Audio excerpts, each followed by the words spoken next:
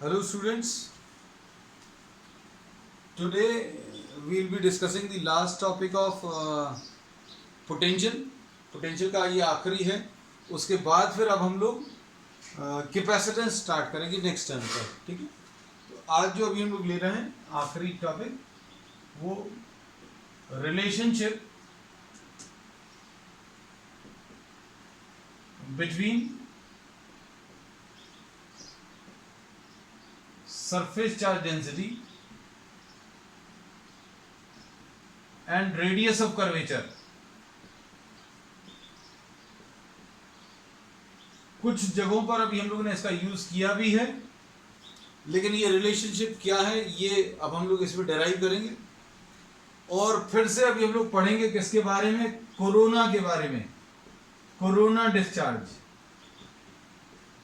ये कोरोना जो है वायरस में तो अभी आया है, फिजिक्स में पहले से है ना. तो will be discussing this also. Will be discussing the discharging action of pointed ends. Discharging action of pointed ends of a conductor.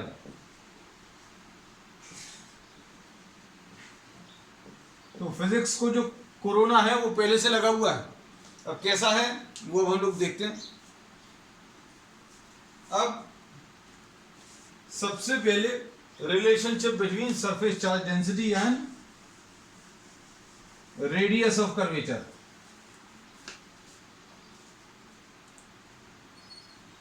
अब suppose you are having two conductors. दो कंडक्टर्स हैं, किसी भी आर्बिट्ररी शेप के हो सकते हैं. Suppose this is R1, this is R2. This is carrying a charge Q1 and this is carrying a charge Q2. अगर ये दोनों कनेक्टेड हैं, अगर ये दोनों कनेक्टेड हैं तो अभी हम लोग इसमें ये बोलेंगे कि एक डेफिनेट रिलेशन एग्जिस्ट करता है पोटेंशियल्स का, जो आप लोग बताओगे. सपोज ये दो कंटेनर्स हैं जिनमें लिक्विड है. The amount of liquid present in the containers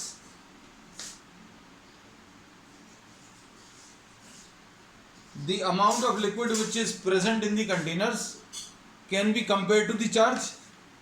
amount of liquid को अभी आप चार्ज से कंपेयर कर सकते हो. लिक्विड को आपने चार्ज से कंपेयर किया और लेवल को अभी आप पोटेंशियल से कंपेयर कर रहे हैं. लेवल को अभी हम लोग किससे, पोटेंशियल से कंपेयर कर रहे हैं. लेवल डिफरेंस को आप पोटेंशियल डिफरेंस से कंपेयर कर सकते हैं. अब जब आप इन दोनों को कनेक्ट कर देंगे तो क्या होगा, flow of liquid will take place from higher level to lower level. Flow of liquid will take place from higher level to lower level. मतलब हायर लेवल कंटेनर से लोअर लेवल कंटेनर में liquid का flow होगा. ये natural है सभी जगह. अगर आप इसको भी रिलीज करेंगे, this will flow from higher gravitational potential level to lower potential level. Gravitational potential होगा लेकिन वहां पर, और ये फ्लो तब तक चलेगा, कब तक चलेगा बेटा, जब तक दोनों का लेवल सेम नहीं हो जाएगा. मतलब क्या होगा, अल्टीमेटली एक ऐसी कुछ स्टेज आ जाएगी, कैसी, इसका लेवल कम हो चुका होगा और इसका लेवल बढ़ चुका होगा, लेकिन दोनों का जो लेवल है वो दोनों का लेवल सेम होगा. तो अगर कोई दो कंडक्टर्स कनेक्टेड हैं तो आप उनको अगर चार्ज देंगे तो चार्ज दोनों में डिस्ट्रीब्यूट होगा such that the level is same. हमने इसमें ये तो पहले क्या किया था, अलग अलग अमाउंट ऑफ लिक्विड भरा था, फिर कनेक्ट किया था. अब मान लो कनेक्ट करने के बाद फिर लिक्विड डालें इसमें. ये दो कंटेनर्स हैं, दो टैंक्स हैं, और दोनों टैंक्स नीचे बेस से कनेक्टेड हैं इस वाले पाइप से. दोनों कंटेनर्स जो हैं, दोनों टैंक्स जो हैं इस पाइप से कनेक्टेड हैं. अब आप इसमें पानी डालोगे तो क्या होगा, पानी दोनों में डिस्ट्रीब्यूट होगा. सभी दोनों कंटेनर्स में सेम जाएगा ऐसा नहीं बोलेंगे, कुछ में कम जाएगा कुछ में ज्यादा जाएगा, लेकिन क्या चीज सेम रहेगी, पोटेंशियल सेम रहेगी. तो अब हम लोग इसमें जब स्टार्ट करेंगे, suppose a charge Q is given to a system of two conductors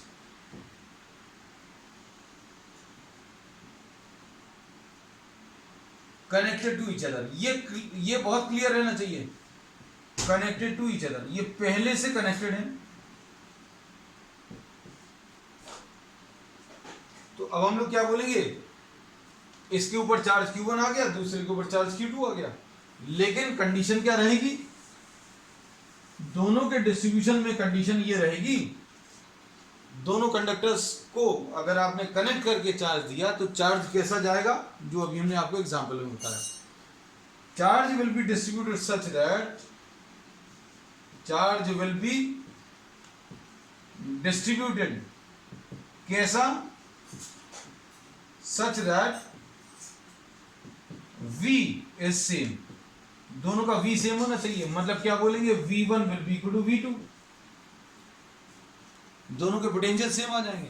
अब हम लोग क्या बोलेंगे, इसमें Q1 upon 4 pi epsilon 0 R1 और ये Q2 upon 4 pi epsilon 0 R2, ऐसा कुछ आएगा, पोटेंशियल के फॉर्मूले रख दिए। अब इसके बाद इसमें एप्सिलॉन 0 भर को अभी हम लोग कैंसिल कर दे रहे हैं, कैंसिल तो 4 पाई भी होगा लेकिन नहीं कर रहे, तो कितना आ जाएगा, Q1 upon 4 pi R1 is equal to Q2 upon 4 pi R2, ऐसा कुछ आया। अब हम क्या कर रहे हैं, लेफ्ट साइड में ऊपर नीचे R1 से मल्टीप्लाई किया तो कितना आएगा बताओ जरा, Q1 upon 4 pi R1 into R1 will be equal to Q2 upon 4 pi R2,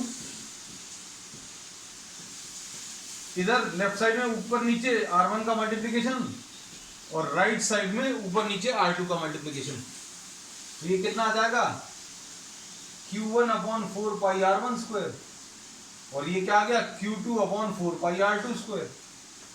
charge upon area, ये पहले स्फीयर के ऊपर चार्ज Q1 है अपॉन एरिया, तो ये क्या आ जाएगा, sigma 1 R1 is equal to sigma 2 R2। मतलब अभी हम लोग ये कहते हैं कि अगर दो कंडक्टर्स कनेक्टेड हैं, अच्छे समझना, अगर दो कंडक्टर्स कनेक्टेड हैं और इस सिस्टम को, इस सिस्टम ऑफ टू चार्जेस, इस सिस्टम ऑफ टू कंडक्टर्स को अगर आपको चार्ज दे दें तो चार्जेस दोनों के ऊपर जाएंगे, दोनों में बराबर जाएंगे, ऐसा नहीं बोला, कैसे कैसे जाएंगे, अभी हमने बोला पूरा process of charge transfer will be such that the potential of the two remain same. इसको बस ये याद रखना दिमाग में, ये वाला एग्जांपल कि भाई आपने दो टैंक्स ले लिए और दोनों टैंक्स अगर कनेक्टेड हैं और इसमें पानी डालोगे तो पानी अलग अलग अमाउंट में जाएगा, ये वाला बड़ा टैंक दिख रहा है, इसमें ज्यादा पानी रहेगा, इसमें कम पानी रहेगा, पानी का अमाउंट की बात नहीं कर रहे हैं हम लोग, क्या कर रहे हैं, लेवल की बात, तो लेवल इसका और इसका बराबर रहेगा। आप जितना भी पानी डालते जाएं पूरे समय, जितने समय आप पानी डालेंगे, मतलब जितना भी चार्ज आप इस सिस्टम को देंगे, that will get transferred according to this rule, क्या कि V1 will be equal to V2, हमेशा पोटेंशियल सेम रहेगी। और इसको सिंप्लीफाई करने पर अभी हमें ये रिलेशन मिला, और इसको अभी हम लोग कहते हैं sigma into r, this is constant, और sigma will be what, inversely proportional to r. इसका मतलब क्या है, इसका मतलब ये है that the surface charge density is inversely proportional to radius of curvature. ये कैसे मिला, सिग्मा इंटू आर कांस्टेंट, ये कैसे मिला, sigma 1 R1 is equal to sigma 2 R2, पहले की सरफेस चार्ज डेंसिटी इंटू पहले का रेडियस, दूसरे की सरफेस चार्ज डेंसिटी इंटू दूसरे का रेडियस, मतलब surface charge into radius constant, मतलब sigma is inversely proportional to r. अब इसका मतलब सिंपल सा ये है कि surface charge density on any surface will be inversely proportional to radius of curvature, inversely proportional to radius of curvature रहेगा, ये रूल है। इसको अभी हम लोग पिछली कुछ क्लासेस में यूज भी किए, but we have not derived this relation. हम लोगों ने इसका डेरिवेशन नहीं लिया था, अभी हमने सिर्फ ये भर बताया था कि भाई सरफेस चार्ज डेंसिटी और रेडियस में एक रिलेशन एग्जिस्ट करता है। और क्या रिलेशन है वो अभी हम लोगों ने यूज किया था कहीं कहीं पर कुछ कॉन्सेप्ट्स में। अब ये रिलेशन आज अभी हम लोगों ने डिराइव कर लिया। अब इसका यूज क्या है? इसका यूज ये है कि अगर कोई भी कंडक्टर आप ले लें किसी भी शेप का, अब इसका शेप इरेगुलर है, आप इसके ऊपर कुछ चार्ज देंगे तो चार्ज जो भी आप देंगे तो वो सभी पूरे कंडक्टर पर सरफेस पर जाएगा, ये तो निश्चित है। लेकिन कैसे जाएगा? It will follow this rule.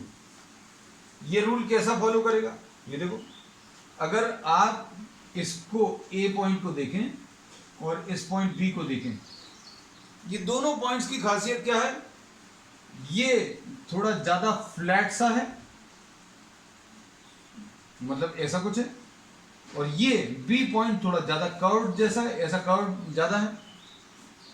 अगर आपको ये बात समझ में नहीं आती है, अब हम लोग इसको ऐसा कह सकते हैं that A can be considered to be a part of a larger sphere. A जो हिस्सा है ये वाला, this can be considered to be a part of a larger sphere. B can be considered to be a part of a smaller sphere. तो इसको अभी हम लोग कहते हैं कर्वेचर, रेडियस ऑफ कर्वेचर। यहां पर ज्यादा है, यहां पर कम है। तो कोई इरेगुलर शेप्ड ऑब्जेक्ट अगर है तो इरेगुलर शेप्ड ऑब्जेक्ट में radius of curvature will be different at different points. अलग अलग पॉइंट्स पर रेडियस अलग अलग होगी। जो ज्यादा फ्लैट जैसा सरफेस होगा, फ्लैट सरफेस को बात को समझना, अभी हम लोग बोलें अगर ये अगर है और ये अगर है, दोनों सरफेसेस में अंतर समझ आ रहा है? ये ज्यादा फ्लैट है, ये थोड़ा ज्यादा कर्व्ड है। अंतर क्या होता है? जो ज्यादा फ्लैट होता है उसको अभी हम लोग कह सकते हैं this can be considered to be a part of a large sphere. Flat surface को अभी हम लोग ऐसा मान सकते हैं। और ये जो ज्यादा कर्व्ड है उसको अभी हम लोग मान सकते हैं to be a part of a smaller sphere. तो जो ज्यादा फ्लैट है उसकी रेडियस कैसी है? ज्यादा है। और जो ज्यादा कर्व्ड है उसकी रेडियस कम है, ऐसा भी हम लोग मान सकते हैं। तो अब हम लोग इसमें क्या बोलेंगे? इसमें अब हम ये बोल सकते हैं that for a irregular shaped object different parts will be having different radius of curvature. अलग अलग हिस्सों की अलग अलग रेडियस ऑफ कर्वेचर होगी। अब अलग अलग हिस्सों की अगर अलग अलग रेडियस ऑफ कर्वेचर है तो इसको चार्ज देने पर ये वाला रूल फॉलो होगा। ये रूल में क्या बोला है कि जिसकी जहां पर रेडियस कम है वहां पर सरफेस चार्ज डेंसिटी ज्यादा होगी। तो ऐसे जो हिस्से हैं जहां पर रेडियस ज्यादा है वहां पर सरफेस चार्ज डेंसिटी कम होगी। मतलब यहां पर चार्जेस की सरफेस चार्ज डेंसिटी या चार्जेस की जो डेंसिटी है वो कम होगी। मतलब ऐसा लगे दूर दूर रखे हुए, अब दूर दूर नहीं रखे हुए, अभी हम लोग बोलेंगे यही कह सकते हैं कि charge upon area, charge per unit area यहां पर कम होगा। क्यों? क्योंकि रेडियस ज्यादा है। रेडियस ज्यादा मतलब सिग्मा की वैल्यू कम है। बी पॉइंट पर ये यहां पर रेडियस कम है और रेडियस कम है तो सरफेस चार्ज डेंसिटी ज्यादा है। तो अब इस चीज को समझ लो। दूसरी चीज अब ये मिल गई क्या कि रेडियस जहां पर ज्यादा है वहां पर सरफेस चार्ज डेंसिटी कम होगी, ये बता दिया। तो बहुत सारी चीजें बताते जा रहे हैं। Relationship between surface charge density and radius of curvature, ये टॉपिक तो यहीं पर खत्म हो गया था। लेकिन अब इसमें जो अभी हम लोग समझा रहे हैं वो क्या बता रहे हैं? चार्जेस का डिस्ट्रीब्यूशन कैसे होगा। कोई इरेगुलर शेप्ड ऑब्जेक्ट अगर है तो इरेगुलर शेप्ड ऑब्जेक्ट में चार्जेस कैसे डिस्ट्रीब्यूट होंगे वो अब हम इसमें इसका यूज करके बता रहे हैं। तो इरेगुलर शेप्ड ऑब्जेक्ट में क्या होगा? फॉर इरेगुलर शेप्ड ऑब्जेक्ट,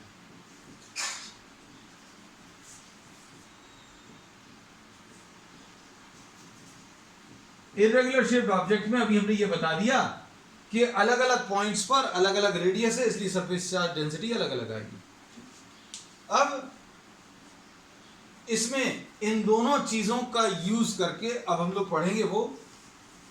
इसके लिए अब किसी की रिक्वायरमेंट आई थी, किसी की मैसेज आया था कि सर ये वाला जो कॉन्सेप्ट है ये बता दें, और हमें भी लगा ये आजकल जो समय चल रहा है उसको देखते हुए कोरोना फिर से डिस्कस करना जरूरी है। तो अब नेक्स्ट है corona discharge.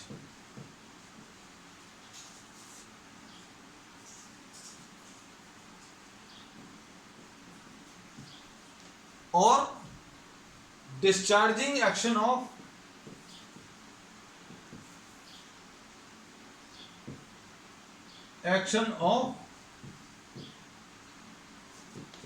pointed ends of a conductor।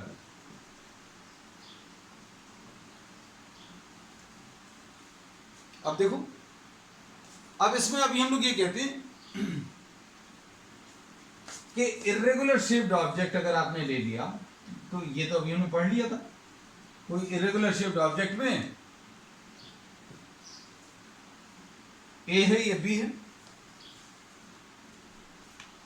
Radius of such flat surfaces is greater than the radius at the surfaces near B। B पर रेडियस कम है ऐसा मान सकते हैं, A पर रेडियस ज्यादा है ऐसा मान सकते हैं। और अभी हमें ये मालूम है that sigma is inversely proportional to R। Sigma inversely proportional to R का मतलब क्या है कि surface charge density at A will be smaller than surface charge density at B। surface charge density A पर कम रहेगी, B पर ज्यादा रहेगी। और अगर pointed ends हैं, for pointed ends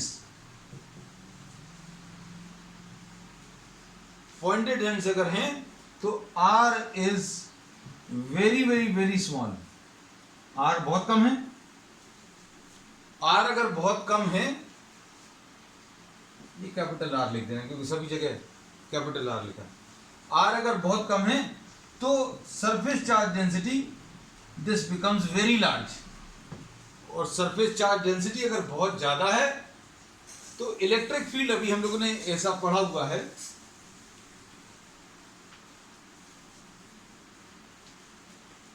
क्या पढ़ा हुआ है कि surface charge density electric field is directly proportional to surface charge density. ये अभी हम लोगों ने पिछली क्लासेस में डिराइव किया है कि अगर आपके पास कोई इरेगुलर शेप्ड ऑब्जेक्ट अगर है तो इसके पास में इलेक्ट्रिक फील्ड की वैल्यू कैसी होती है, सिग्मा अपॉन एप्सिलॉन 0 होती है। सिग्मा अपॉन 2 एप्सिलॉन 0 मत बताना, सिग्मा अपॉन 2 एप्सिलॉन 0 नहीं होती है इरेगुलर शेप्ड ऑब्जेक्ट के लिए। इरेगुलर शेप्ड कंडक्टर के लिए इलेक्ट्रिक फील्ड की वैल्यू सिग्मा अपॉन एप्सिलॉन 0। तो क्या बोला था अभी हम लोगों ने कि अगर कोई इरेगुलर शेप्ड ऑब्जेक्ट है तो जहां पर रेडियस कम होगी वहां पर सरफेस चार्ज डेंसिटी ज्यादा होगी, और सरफेस चार्ज डेंसिटी जहां पर ज्यादा होगी वहां पर इलेक्ट्रिक फील्ड ज्यादा होगी। तो electric field near the pointed ends becomes very large। Pointed ends पर इलेक्ट्रिक फील्ड ज्यादा क्यों हो गई बेटा? पॉइंटेड एंड पर रेडियस बहुत कम है, सरफेस चार्ज डेंसिटी बहुत ज्यादा है। सरफेस चार्ज डेंसिटी बहुत ज्यादा है तो इलेक्ट्रिक फील्ड की वैल्यू बहुत ज्यादा होगी। तो इलेक्ट्रिक फील्ड बहुत ज्यादा हो जाएगी, और इलेक्ट्रिक फील्ड अगर बहुत ज्यादा है तो आसपास की एयर आयनाइज होगी। आपने इसको पॉजिटिव चार्जेस दिए हुए थे और ये इस रूल को फॉलो कर रहे थे, जहां पर रेडियस कम है वहां पर सरफेस चार्ज डेंसिटी ज्यादा होगी, मतलब यहां पर सरफेस चार्ज डेंसिटी ज्यादा होगी, मतलब यहां पर इलेक्ट्रिक फील्ड ज्यादा होगी। तो इलेक्ट्रिक फील्ड जहां पर ज्यादा है तो आसपास की एयर आयनाइज हो जाएगी, और जितनी इलेक्ट्रिक फील्ड कोई मीडियम बेयर कर सकता है। बेयर कर सकता है मतलब क्या है? अभी हम लोग ये कहते हैं कि अगर आप इलेक्ट्रिक फील्ड एयर में ही लगाएं, इलेक्ट्रिक फील्ड अभी हम लोगों ने बोला अगर आपने कुछ ऐसा सरफेस लिया होता तो यहाँ पर रेडियस इतनी कम नहीं है, रेडियस अगर ज़्यादा है तो सरफेस चार्ज डेंसिटी कम होगी, मतलब इलेक्ट्रिक फील्ड इधर ज़्यादा नहीं होगी। आप और पॉइंटेड करते जाएं इसको, रेडियस और कम कर दिया, रेडियस कम किया, सरफेस चार्ज डेंसिटी और ज़्यादा होगी, इलेक्ट्रिक फील्ड और ज़्यादा हो जाएगी। तो इलेक्ट्रिक फील्ड अगर आप बढ़ाते जाएं तो एक ऐसी स्टेज आएगी, अगर किसी कंडक्टर में, चार्ज कंडक्टर में आपने इसको पॉइंटेड एंड में कन्वर्ट कर दिया तो रेडियस बहुत कम, सरफेस चार्ज डेंसिटी बहुत ज़्यादा, और सरफेस चार्ज डेंसिटी बहुत ज़्यादा मतलब इलेक्ट्रिक फील्ड बहुत ज़्यादा। तो इलेक्ट्रिक फील्ड अगर बहुत ज़्यादा होगी तो आसपास की एयर जो है आयनाइज होना शुरू हो जाएगी, और जितनी इलेक्ट्रिक फील्ड पर इसका आयनाइजेशन स्टार्ट हो जाएगा, मतलब अभी हम लोग ये बोलेंगे कि अब ये इंसुलेटिंग मीडियम नहीं बचेगा। अगर एयर आयनाइज हो गई मतलब वहां पर फ्री इलेक्ट्रॉन्स आ जाएंगे और चार्ज आयंस आ जाएंगे। तो अभी हम लोग ये बोलते हैं इस इलेक्ट्रिक फील्ड को जहां पर ये ब्रेक डाउन हो जाता है इंसुलेटिंग मीडियम का, इसको अभी हम लोग डाई इलेक्ट्रिक फील्ड स्ट्रेंथ बोलते हैं। हमें खैर अभी इससे बहुत ज़्यादा मतलब नहीं है, हमें बस ये पता है कि ये पॉइंटेड एंड है, पॉइंटेड एंड पर रेडियस बहुत कम है, इसलिए सरफेस चार्ज डेंसिटी बहुत ज़्यादा है, और सरफेस चार्ज डेंसिटी बहुत ज़्यादा है मतलब इलेक्ट्रिक फील्ड बहुत ज़्यादा है, और इलेक्ट्रिक फील्ड अगर बहुत ज़्यादा है तो आसपास की एयर आयनाइज होगी। आसपास की एयर अगर आयनाइज होगी तो क्या होगा, आसपास की एयर के मॉलिक्यूल्स में से इलेक्ट्रॉन्स निकलकर इधर आ जाएंगे। इसके ऊपर पॉजिटिव चार्ज था मतलब इलेक्ट्रॉन्स की कमी थी, इलेक्ट्रॉन्स की कमी थी तो एयर अगर आयनाइज होगी, इलेक्ट्रॉन्स निकलकर इधर आएंगे तो इधर का पॉजिटिव चार्ज खत्म हो जाएगा, पॉजिटिव चार्ज खत्म हो जाएगा। लेकिन हम लोगों को ये मालूम है अगर इसमें इस चार्ज कंडक्टर को अगर आप देखें, इस पॉइंटेड एंड पर जैसे ही चार्ज खत्म होगा तो ये वाला रूल क्या कहता है कि surface charge density is inversely proportional to radius. तो यहां पर सरफेस चार्ज डेंसिटी ज्यादा रहनी चाहिए, तो पूरे कंडक्टर से चार्ज रश करके इधर की तरफ आ जाएगा फिर से, तो मतलब बाकी जगह का चार्ज कम हो जाएगा, इधर पर फिर से चार्ज बढ़ जाएगा। फिर से क्या होगा, आसपास जो है रेडियस कम होने की वजह से, इस पॉइंट को देखें, इस पॉइंट की रेडियस कम है, सरफेस चार्ज डेंसिटी ज्यादा है, तो पॉइंटेड एंड के पास में ये याद रखना इलेक्ट्रिक फील्ड की वैल्यू बहुत ज्यादा है, और जैसे ये चार्ज यहां पर आया तो आसपास की एयर फिर आयनाइज होगी और इलेक्ट्रॉन्स इधर की तरफ रश करेंगे, इलेक्ट्रॉन्स इधर की तरफ रश करेंगे मतलब इधर पॉजिटिव चार्ज फिर खत्म हो जाएगा या कम हो जाएगा।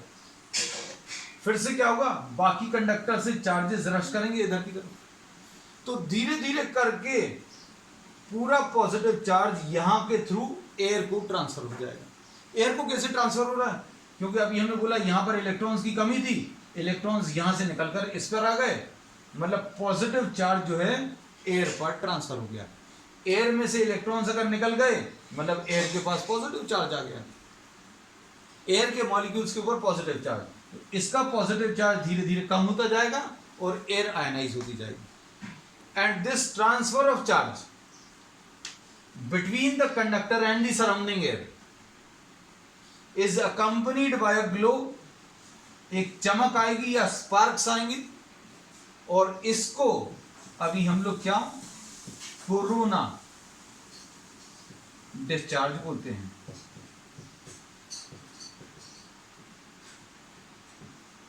तो कोरोना डिस्चार्ज क्या है, corona discharge it is the glow which occurs near the pointed ends of a conductor due to transfer of charge between the conductor and the surrounding air। और इसमें अभी हम लोग क्या बोलते हैं,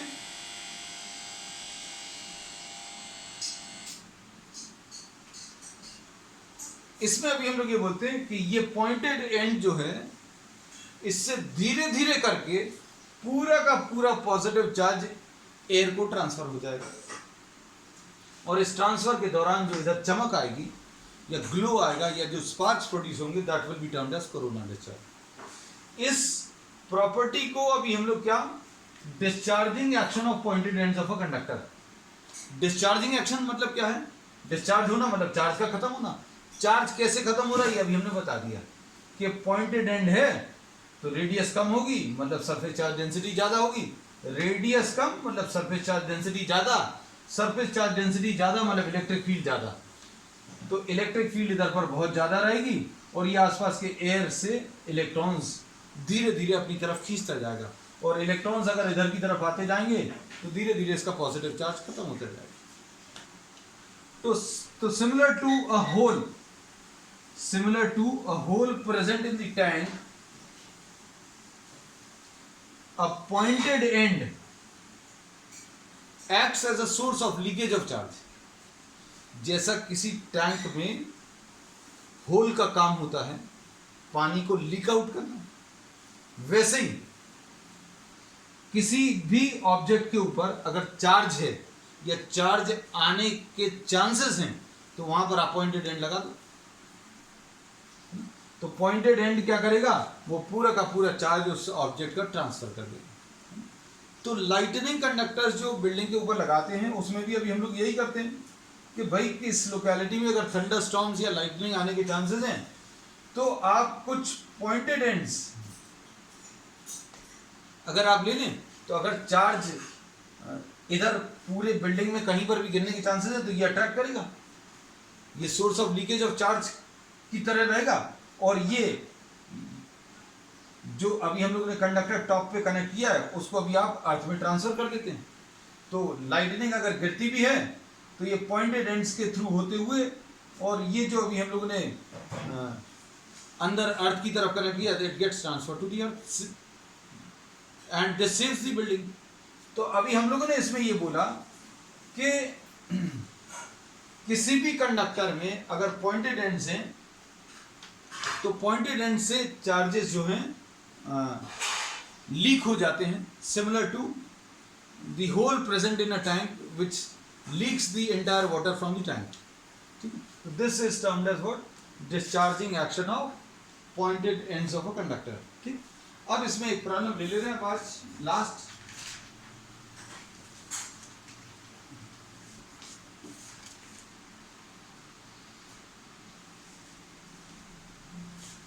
This was nearly the last topic of potential.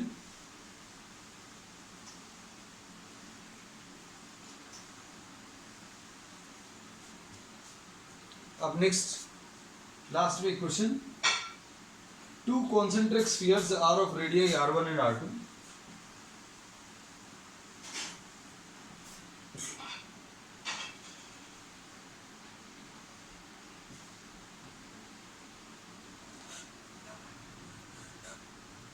The outer sphere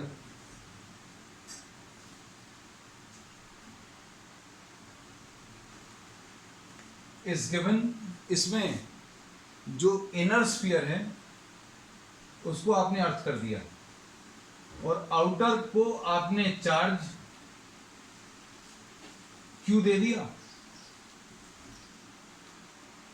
outer को जो आपने चार्ज दिया वो कितना है, क्यू है। अच्छे सुनना, इस तरह की प्रॉब्लम्स अभी हम लोग डिस्कस कर चुके हैं पहले भी। अब हम लोगों ने बोला सपोज ये जो चार्ज आपने क्यू दिया है उसकी वजह से इनर वाले के ऊपर क्यू डैश आया।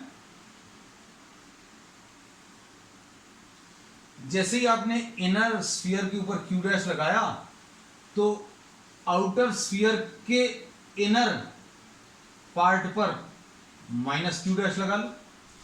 ये अभी हमने कॉन्सेप्ट्स पिछली क्लासेस में डिस्कस किए हैं कि अगर दो कंडक्टर्स बहुत पास पास में रखे हुए हैं और एक के ऊपर चार्ज क्यू डैश है तो दूसरे के ऊपर इक्वल एंड अपोजिट आ जाएगा। ये क्यू डैश अगर इसके ऊपर इंड्यूस हो रहा है यही आपको निकालना है। आपको प्रॉब्लम में पूछा हुआ है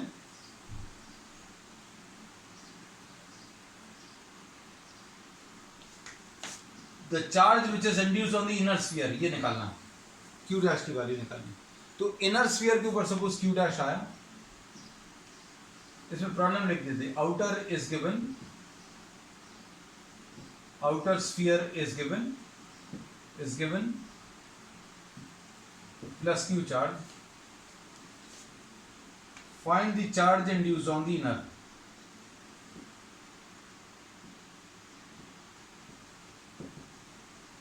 तो charge induce on the inner जो है Q डैश है। अब जैसे इसके ऊपर Q डैश आया तो अभी हमने बोला जो आउटर स्फीयर का इनर पार्ट है उसके ऊपर माइनस Q डैश आ जाएगा, और जैसे ये माइनस Q डैश आपने इसके ऊपर लगाया तो आप बाहर में प्लस Q डैश लगा लो और फिर प्लस Q दे दो, क्योंकि टोटल चार्ज बाहर वाले का मिलाकर देखो कितना आएगा। बाहर वाले का टोटल चार्ज अगर आप मिलाओगे तो minus Q dash plus Q dash cancel होगा, Q आएगा। और अभी हमें मालूम भी है कि बाहर वाले के ऊपर आपने कितना चार्ज दिया, प्लस Q दिया। अब हम लोग क्या करेंगे, इस पॉइंट ए का पोटेंशियल जीरो करना है। जीरो क्यों करना है बेटा बताओ? क्योंकि ए पॉइंट को आपने अर्थ कर दिया, ये प्रॉब्लम में दिया द इनर इज, हमने डायग्राम में बना दिया था, लिखा नहीं था, लिख भी दिया। तो potential of the point A zero है। अभी किसके से कारण, ये पहले वाले चार्ज के कारण, ये दूसरे वाले चार्ज के कारण और तीसरे वाले। ये पहला चार्ज इधर लिख दे रहे, पहला चार्ज Q डैश, दूसरा चार्ज थोड़ा नीचे लिख दे रहे, तीसरा चार्ज भी थोड़ा सा नीचे लिख दे रहे। अब पहले चार्ज के कारण ए पॉइंट पर पोटेंशियल कितना आ जाएगा, this is the charge which is present on the surface of the inner, तो ये कितना आ जाएगा Q dash upon 4 pi epsilon 0 R1, ऐसा कुछ आएगा। तो potential at point A will be potential at A due to 1 plus potential at A due to 2 plus potential at A due to 3। अब potential at A due to 1 हम अलग लिख दे रहे हैं, फिर बाद में सम अप कर देंगे। ए पॉइंट पर 1 वाले चार्ज के कारण कितना आ जाएगा, Q dash upon 4 pi epsilon 0 R1 आएगा। अब ए पॉइंट पर इस माइनस Q डैश के कारण potential at A due to 2, हमने यही बोला कि आप इमेजिन कर लिया करो, इमेजिन नहीं कर पा रहे तो अलग डायग्राम बना लो। ए पॉइंट बनाओ भैया, ए पॉइंट बना लिया, अंदर है, और सेकंड वाला चार्ज Q डैश, तो Q डैश ये बना लिया माइनस Q डैश, ये सेकंड वाला चार्ज ये माइनस Q डैश है। अब तो लिख पाओगे, ये पॉइंट इस वाले स्फीयर के अंदर लाई कर रहा है, और अंदर के किसी भी पॉइंट पर पोटेंशियल उतना ही होता है जितना सरफेस पर। तो सरफेस पर अगर पोटेंशियल निकालना है तो इसका रेडियस चाहिए पड़ेगा, तो रेडियस इसका R2 है, तो ये आ जाएगा minus Q dash upon 4 pi epsilon 0 कितना R2, ऐसा कुछ हो गया। और VA3 अगर निकालना है तो अब थर्ड वाला चार्ज बना लो, हम इसी पर कर दे रहे क्योंकि थर्ड वाला चार्ज इसी सरफेस पर बाहर की तरफ है। थर्ड वाला चार्ज किसको बोला है, Q डैश प्लस Q को बोला है, ये थर्ड वाला चार्ज।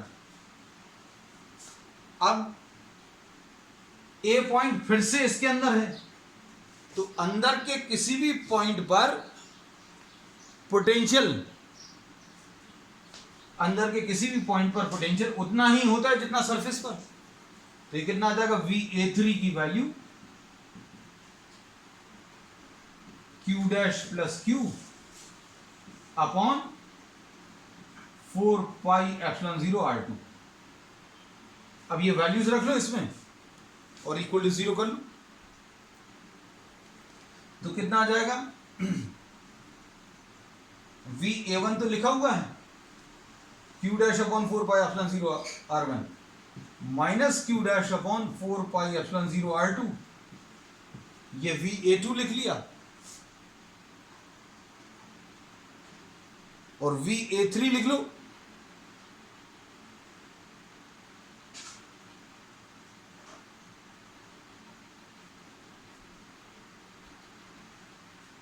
आ जाओ बेटे, जल्दी जल्दी सब लोग आ जाओ अंदर।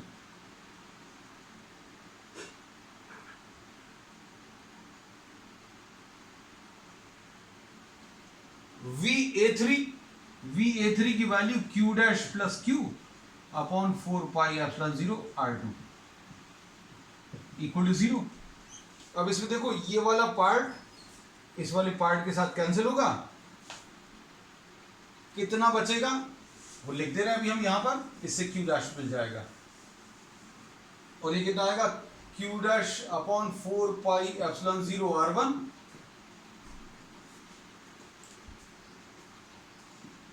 Plus Q upon 4 pi epsilon 0 क्या r2